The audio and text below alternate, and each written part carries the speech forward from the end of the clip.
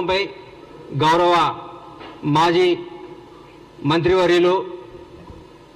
మాజీ ముఖ్యమంత్రి శ్రీ కేసీఆర్ గారి అబ్బాయి అని ఎందుకు అంటున్నానంటే ఆయన వాళ్ళ నాన్న పేరు చెప్పుకొని రాజకీయాల్లోకి వచ్చారు కాబట్టి తండ్రి పేరుని అడ్డం పెట్టుకొని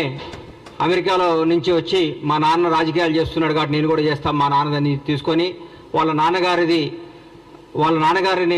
వారసత్వాన్ని పుచ్చుకొని రాజకీయాలు చేస్తున్నాడు కాబట్టి కేసీఆర్ గారి అబ్బాయిగానే మేము చూస్తాం ఆయన్ని. కేటీఆర్ గారి గురించి మాట్లాడుతూ